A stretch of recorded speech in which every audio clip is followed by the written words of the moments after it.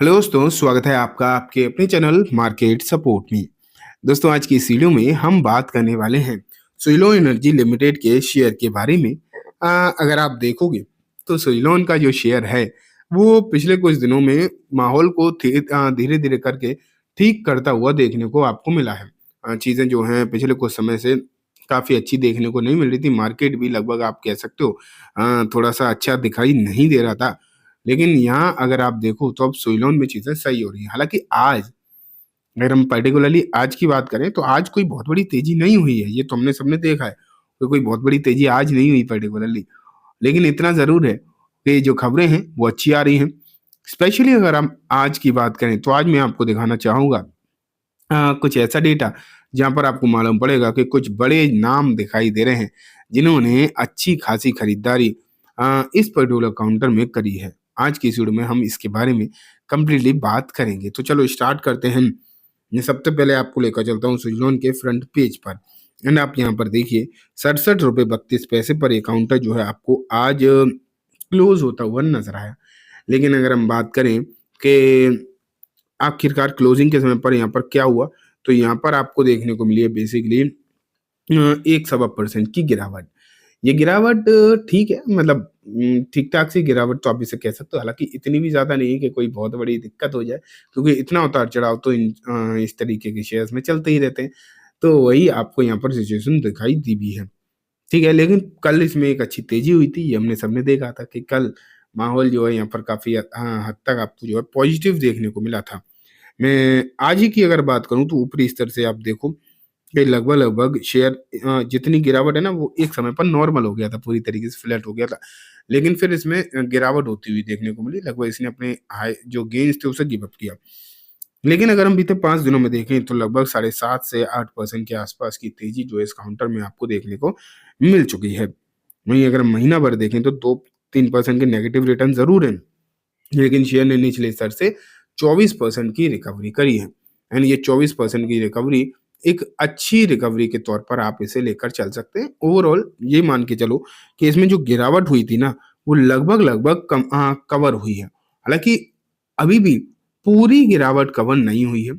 ये तो आपको देखना चाहिए कि ऐसा नहीं है कि जितनी गिरावट हुई थी सब के सब निकल गई, ऐसा नहीं है। अभी भी गिरावट का थोड़ा-सा हिस्सा अभी भी बाकी है।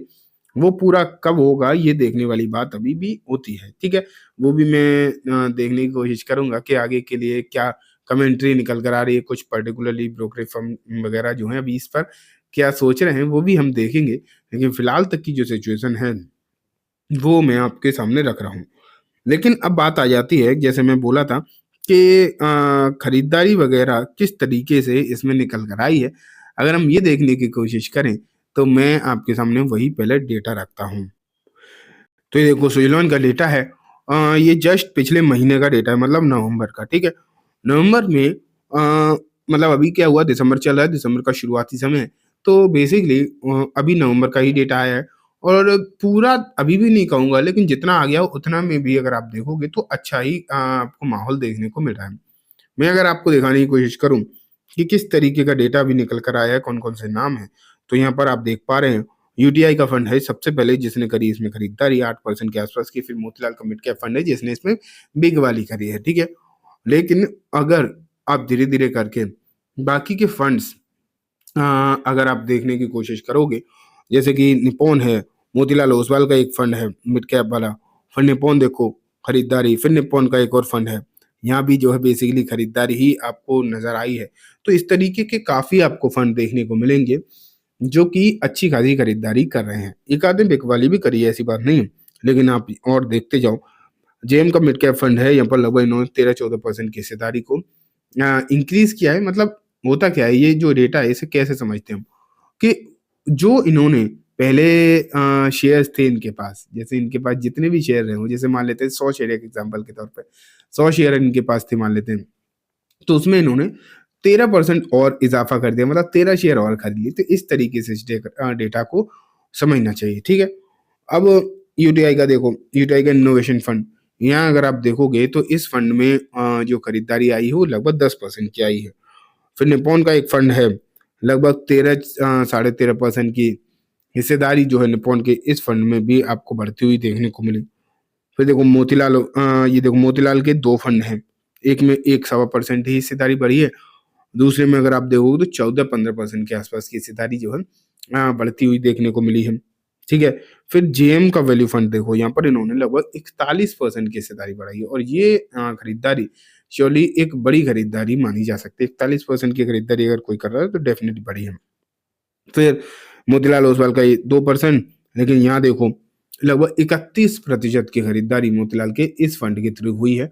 एंड ये जो हिस्सेदारी इंक्रीज हुई, ये जो खरीदारी हुई है बेसिकली, ये एक अच्छी खरीदारी कही जा सकती है डेफिनेटली। ठीक है?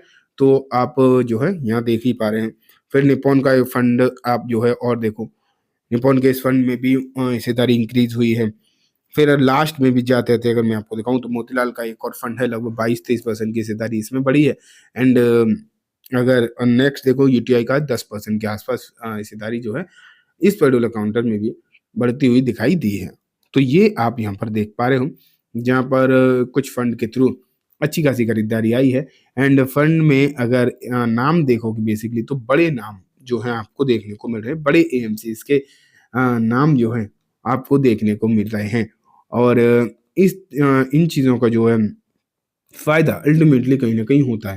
हालाँकि जैसे कि मैं आपको बता रहा हूँ, आज तेज़ी नहीं हुई, ये तो हमने सबने देखा। ऐसा नहीं है कि कोई आज भी तेज़ी हुई, आज तेज़ी श्योरली नहीं हुई।